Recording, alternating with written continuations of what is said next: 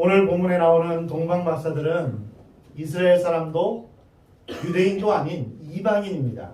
동방은 당시에 페르시아와 바벨론 지역을 말하고 있는데요. 동방 박사들은 페르시아 지역에서 별의 위치와 또한 시간들을 관찰하면서 미래를 예측하는 그러한 사람들입니다. 구약에서 꿈을 해석하고 미래를 예언한 다니엘이 살던 시대에도 박사들이 존재했습니다. 바벨론과 페르시아 지역에 살던 사람들은 유대인들로부터 메시아에 대한 이야기를 익히 들어 알고 있었을 것입니다. 오늘 본문에 등장하는 동방 박사들은 언젠가 메시아, 즉 이스라엘을 다스릴 왕이 탄생할 것을 굳게 믿고 있었기 때문에 왕의 탄생을 알리는 별이 나타나자 즉시 길을 떠났습니다. 그들은 귀한 예물을 준비하고 무려 1600km나 되는 머나먼 길을 걸어서 드디어 이스라엘의 수도 예루살렘에 도착했습니다. 이스라엘의 왕이라면 당연히 그 나라의 수도에서 태어났을 것이다, 이렇게 생각했던 것입니다. 예루살렘에 도착해서 동방 박사들은 이렇게 말합니다. 이스라엘의 왕으로 나신 이가 어디 계시냐? 우리가 동방에서 그의 별을 보고 그에게 경배하러 왔노라. 이 말을 듣고 헤롯 왕과 온 예루살렘이 듣고 소동하였습니다. 그 당시 이스라엘을 다스리던 헤롯 왕은 유대인이 아니라 에돔 사람이었습니다. 정치적으로나 군사적으로는 탁월한 지략과 용기를 가졌지만 동시에 상상할 수 없는 정신병적인 폭군의 모습을 가지고 있었습니다. 헤롯은 로마의 시저 황제에 의해서 유대의 분봉왕으로 임명이 되었습니다. 돈으로 그 왕의 자리를 산 것입니다. 오랜 세월을 왕의 권좌에서 지냈는데요. 예수님이 태어나실 무렵에 그의 나이는 약 70세가량 되었습니다. 헤롯은 자신의 왕의 자리를 지키기 위해서 주위에 있는 아내와 아들까지 죽일 정도로 아주 잔인한 왕이었습니다. 그러기에 이스라엘 왕이 태어났다는 이 소식을 듣고 굉장히 당황했습니다. 자신의 왕의 자리를 빼앗길 수 있다는 두려움도 있었을 것입니다. 왕이 어디서 나겠느냐, 이런 질문에 제사장과 서기관들은 이제 베들레헴, 유대 땅 베들레헴에서 태어날 것입니다, 이렇게 대답했습니다. 예수님이 태어나신 곳은 유대의 작은 서급인 베들레헴입니다. 베들레헴은 떡집이라는 뜻인데요. 이곳은 또한 다윗의 고향이기도 합니다. 다윗의 혈통에서 메시아가 태어나신다 하는 약속대로 예수님이 다윗의 고향인 베들레헴에서 태어나셨다는 것입니다. 이것은 아주 깊은 의미가 있습니다. 이것은 바로 하나님께서는 약속을 반드시 지키신다는 분입니다. 바로 미가 선지자를 통하여서 말씀하셨는데요. 베들레헴 에브라다야, 너는 유다 족속 중에서 작을지라도 이스라엘을 다스릴 자가 내게서 내게로 나올 것이라. 그의 근본은 상고의 영혼에 있느니라. 즉 영원부터 계신 분이 바로 이 땅에 태어나실 것인데, 베들레헴에 태어나실 것인데 이 땅을 다스릴 분이시다, 이렇게 미가 선지자가 예언했습니다. 미가 선지자는 예수님이 탄생하시기 700년 전에 활동했던 사람입니다. 그러니까 오래전에 예수님이 탄생하신 것을 예언했던 것입니다. 동방 박사들은 메시아가 베들레헴에서 태어나셨다는 것을 듣고 동방에서 보던 별을 따라서 아기 있는 곳까지 가게 되었습니다. 그리고 그 별을 보고 아주 크게 기뻐했습니다. 그리고 아기를 보고 엎드려 경배하며 보배합을 열어서 황금과 유향과 몰약을 예물로 드렸습니다.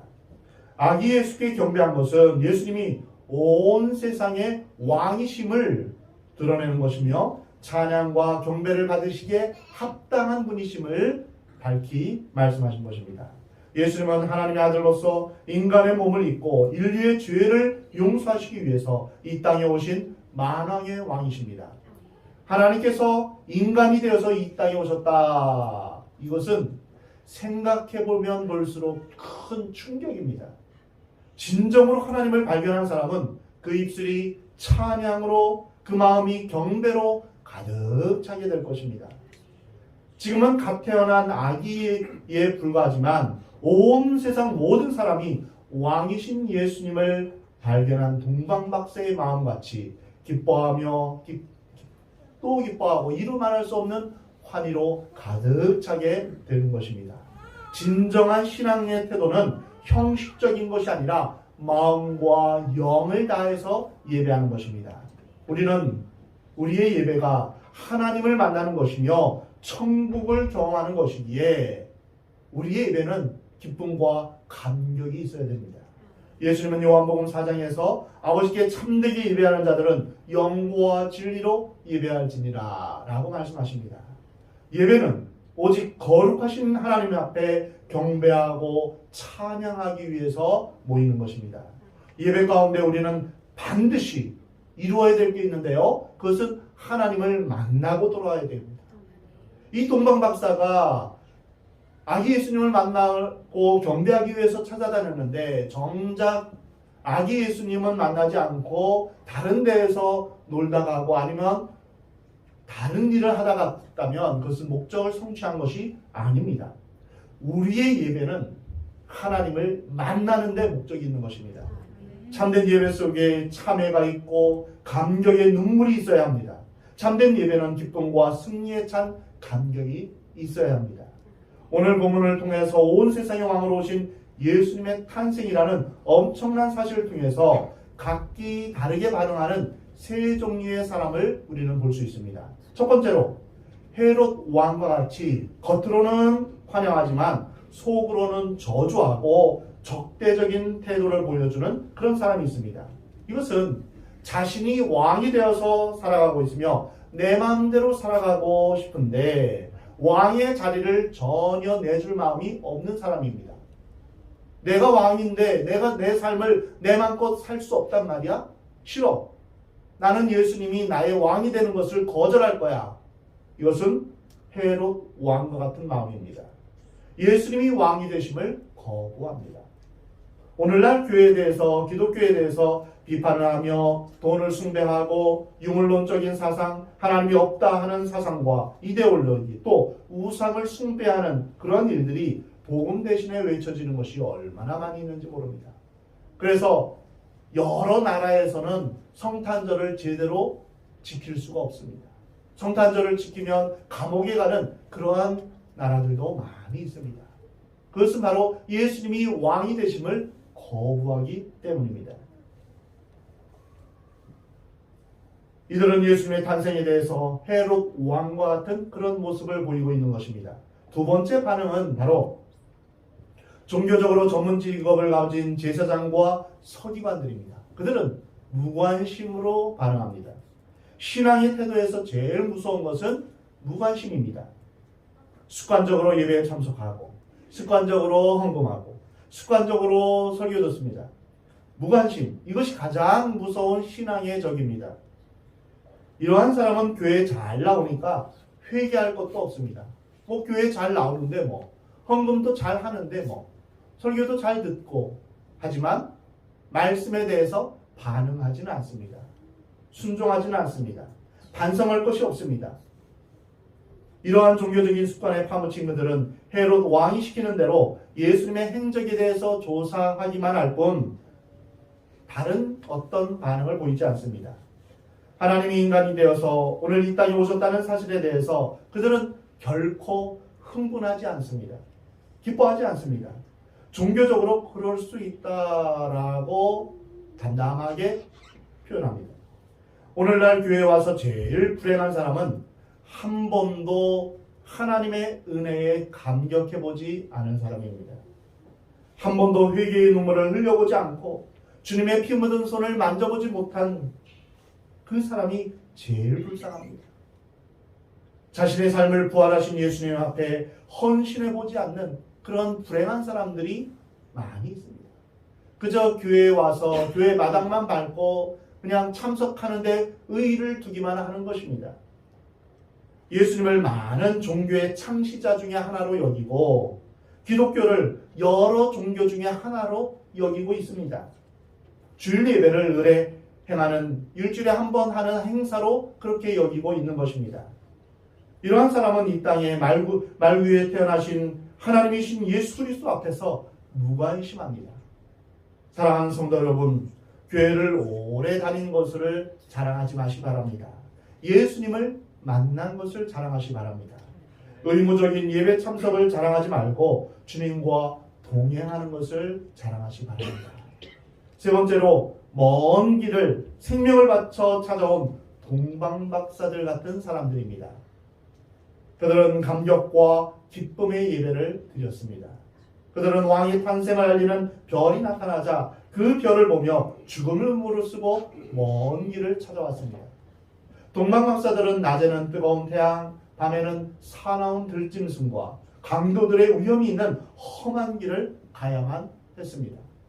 또 별은 밤에만 뜨기 때문에 낮에는 하염없이 별이 떠오르기를 기다려야 했습니다.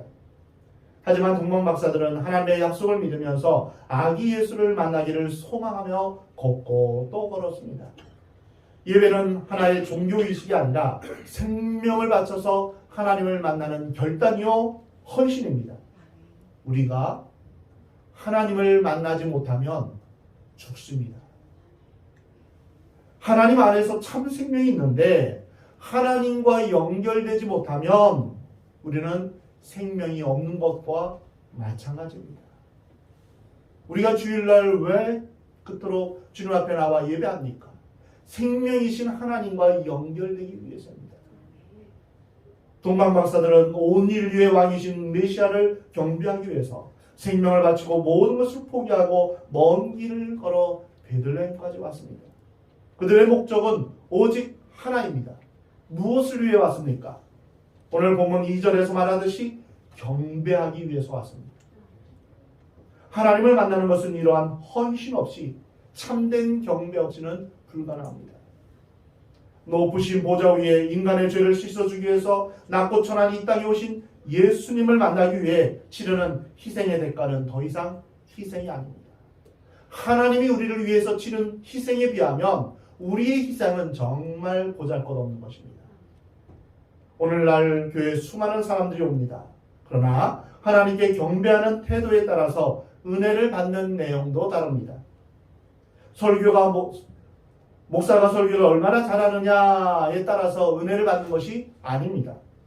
팔짱을 끼고 다리를 꼬고 앉아서 오늘은 목사가 좀 설교를 잘 할래나 하면서 설교를 평가하려는 그 태도는 은혜를 받지 못합니다. 어떨 때 은혜를 받을까요?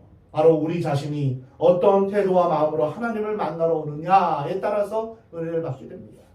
하나님을 간절히 찾고 구하며 목마른 사슴이 시냇물을 찾기에 갈급한 같이 내 영혼이 주를 찾기에 갈급합니다. 이러한 마음으로 주님을 찾고 찾을 때 주님을 만날 수 있는 것입니다. 동방박사들이 별을 따라 그 먼 길을 올 때 그들은 죽을지도 모르고 중간에 도둑이나 강도를 만나서 보물을 빼앗기거나 생명의 위협을 받을 수도 있었습니다. 더구나 그들은 그들의 목적지, 왕이 태어나신 예수님이 어디 태어났는지 알 수도 없었습니다. 무작정 별 하나만 보고 생명을 다해서 길을 찾아 떠난 것입니다. 그래서 만난 분이 예수님입니다. 여러분은 어떤 태도로 교회에 오십니까? 교회를 구경하기 위해서 오신 분은 없습니까? 혹시 부모님의 강요나 배우자의 눈치 때문에 집안의 평화를 위해서 오신 분은 없습니까? 혹시 자신을 과시하려고 하는 분은 없으십니까? 그리고 설교 한번 들으면 안 듣는 것보단 낫지 않겠나 하는 마음으로 앉아 계신 분은 없습니까? 이러한 마음속에 어떻게 하나님을 만날 수 있겠습니까? 잠언 8장 17절에 나를 사랑하는 자들이 나의 사랑을 이루며 나를 간절히 찾는 자가 나를 만날 것입니다. 하나님을 만나려는 그 갈망, 열망, 이것이 경배의 첫 번째 요건입니다. 천국을 갈 수 있는 사람은 어떤 사람일까요? 첫 번째로 천국을 사모하는 사람입니다. 천국 가기 싫은 사람은 천국 못 갑니다. 먼저는 우리가 천국에 가고자 하는 열망이 있어야 합니다. 하나님을 찾고 만나고자 하는 열망이 있어야 합니다. 생명을 걸고 여러분 하나님을 만나려고 애쓰시기 바랍니다. 우리의 인생에 있어서 가장 중요한, 가장 큰 사건은 바로 내가 하나님을 만나는 것입니다. 이것만큼 긴급하고 중요한 것은 없습니다. 우리의 생명을 다해서 만나야 될 분은 바로 하나님이십니다. 어떤 희생의 대가를 치르더라도 나는 하나님을 만나고야 말겠다는 결단을 하시는 여러분 되시기 바랍니다. 하나님을 못 만나면 나는 죽음밖에 없다, 멸망밖에 없다, 이러한 각오가 있어야 됩니다. 내가 하나님을 간절히 찾고 구하면 하나님은 만나주십니다. 그토록 강렬하게 왕을 만나고 경배하고자 했던 동방박사들은 예물을 준비해와서 경배를 드렸습니다. 여기서 우리는 예배에 대한 태도를 알 수 있습니다. 참된 예배는 정성 어린 예물을 주님 앞에 드리는요, 하나님께 영광 돌리는 것입니다. 예배는 영어로 worship인데, worship은 경배하다, 꿇어 엎드리다, 이런 뜻인데, 또 하나는 서비스입니다. 서비스는 무엇입니까? 섬김입니다. 우리가 하나님을 섬기는 것입니다. 찬양으로 섬기며, 기도로 섬기며, 또한 말씀을 듣고 순종하는 것으로 섬기는 것입니다. 또한 예물을 드려 하나님 앞에 섬기는 것입니다. 참된 예배는 정성 어린 예물을 드림으로 하나님 앞에 영광을 돌리는 것입니다. 마음과 정성을 들이지 않는 형식적인 예배와 제물에 대해서 하나님은 이사야 1장에서 진노하신다라고 말씀하십니다. 동방박사들은 그 먼 길을 생명의 위협을 무릅쓰고 찾아왔을 것 아니라 보배합 속에서 그들이 가장 귀하게 여기는 예물을 준비하여서 예수님께 드렸습니다. 그들이 준비한 예물은 황금과 유향과 몰약입니다. 황금은 예수님의 왕되심을 표현하는 것입니다. 유향은 예수님의 신성을 표현하며 몰약은 사람을 장사할 때 쓰는 것으로 예수님의 인성을 표현하는 것입니다. 만약 우리의 예배가 능력이 없고 감격과 기쁨이 없다면 진정한 예물이 없기 때문입니다. 내가 주님 앞에 마음을 뚱과 정성을 다하여 드리는 그런 마음과 정성이 없기 때문입니다. 시편 51편에 하나님께서 구하시는 제사는 상한 심령이다 라고 말씀하십니다. 상하고 통회하는 마음을 주님 앞에 가지고 나와야 됩니다. 또한 나의 죄를 애통해하며 하나님의 도우심을 간절히 구하는 마음이 있어야 됩니다. 그리고 하나님의 이름을 전심으로 찬양하며 감사하며 하나님을 위대하시다 높이는 예배는 한 마리의 황소를 드림보다 더욱 하나님을 기쁘시게 하는 것입니다. 우리가 마음껏 하나님을 찬양할 때 황소 한 마리를 드림보다 하나님을 더 기쁘시게 하는 것입니다. 나의 욕망을 채우고자 하는 욕심을 내려놓고 오직 하나님을 향한 소망과 간절함으로 예배드리시 바랍니다. 나를 드러내고 칭찬받고자 하는 허영심을 내려놓고 오직 하나님만을 높이며 찬양하는 마음으로 예배를 드리시 바랍니다. 우리에게 주신 주님의 은혜에 감격하며 감사하며 예배와 예물을 드리시기 바랍니다. 예물을 드림에 있어서 많게 내느냐 적게 내느냐 그것이 문제가 아닙니다. 그 예물에 감사가 있느냐 눈물이 있느냐인 것입니다. 아니면 여러분 헌금에 기도가 있고 감격이 있고 기쁨이 있습니까? 아니면 세금 내듯이 등록금 내듯이 헌금하십니까? 진심 어린 기쁨과 감사의 예물이 있는 곳에 진정한 예배와 경배가 있는 것을 우리는 동방박사들을 통해서 알 수 있습니다. 사랑하는 성도 여러분, 동방박사들처럼 하나님 보시기에 감사와 기쁨과 믿음이 있는 예배와 예물을 드리는 여러분이 되시기를 우리 주님은 원하십니다. 참된 예배란 마음과 정성을 들이면서 예배에 참여하는 것이지 구경하러 오는 것이 아닙니다. 하나님을 만난 사람만이 기뻐서 환호성을 지릅니다. 와, 하나님께서 살아계신다. 하나님이 나와 함께 하신다. 하나님이 나를 사랑하신다 하는 환호성을 지르며 감격의 눈물을 흘리게 됩니다. 내 죄가 용서받았다고 감사를 드립니다. 나의 죄를 위해서 아기 예수께서 그 낮고 청한 냄새나고 추운 바람 부는 그 구유에 나셨구나. 그 예수님이 나를 위해 이 땅에 오셨구나 하는 감격이 있는 것입니다. 이것이 예배입니다. 교회를 나와도 하나님을 만난 경험이 없으면 세상 모든 일이 시시해집니다. 교회 일도 그저 그런 것이 되고 맙니다. 그 이상의 감동도 없고 삶은 무미건조해집니다. 왜 그렇습니까? 하나님을 못 만났기 때문입니다. 그래서 세상에서 어디 재밌는 게 없을까 이리 기웃 저리 기웃합니다. 세상에서 즐거움을 찾는 이유가 무엇입니까? 하나님을 만난 감격이 없기 때문입니다. 예배도 또한 무미건조하고 지루하기밖에 없습니다. 우리는 예배에 목숨을 걸어야 합니다. 예배 가운데 하나님을 만나야 됩니다. 그래야만 우리의 삶에 활력이 넘치며 우리의 삶이 승리로 갈 수 있는 것입니다. 동방박사를 통해서 발견하는 예배의 요건은 하나님을 간절히 찾고 기쁨으로 드리는 예배, 정성을 다해 준비하는 예배, 그리고 마지막에는 예배 후의 순종입니다. 헤로드 왕이 그들에게 경배를 마치면 자기에게로 오라라고 했습니다. 그런데 꿈에 한 지시가 내렸습니다. 헤로드에게로 돌아가지 말라. 그래서 그들은 그대로 순종했습니다. 순종은 제사보다 낫습니다. 참된 예배는 순종으로 표현되고 순종으로 완성됩니다. 하나님을 내 마음대로 내 성격대로 믿으려고 하는 사람이 있습니다. 내 식으로 내 마음에 내키는 대로 교회를 섬기고 봉사하려는 사람은 여러 사람과 부딪히고 또한 시끄럽고 말이 많습니다. 그러나 자기 식으로 예수님을 섬기고 믿으려는 것을 포기하고 순종하기로 결심한 사람은 어떤 상황에서도 어떤 일을 맡기든지 순종합니다. 그리고 그 사람 마음에는 늘 평강이 넘칩니다. 어떻게 보이면 바보 같아 보이고 줏대도 없는 사람처럼 보이지만 순종의 사람을 보면 많은 사람이 감동을 받습니다. 예수님이 바로 순종의 본을 보이셨습니다. 아담은 불순종으로 갔습니다. 그래서 결국 패역한 모든 인류의 죄인으로 그렇게 가는 그런 주범이 되고 말았습니다. 그러나 두 번째 아담이신 예수님은 바로 순종의 본을 보이셨습니다. 그렇다면 우리는 누구를 쫓아가야 될까요? 불순종의 길을 따라갈까요? 아담처럼 우리는 순종의 길을 걸어가셨던 예수님의 뒤를 따라갈까요? 예수님의 뒤를 따라가죠. 순종 그 자체에 큰 능력이 있습니다.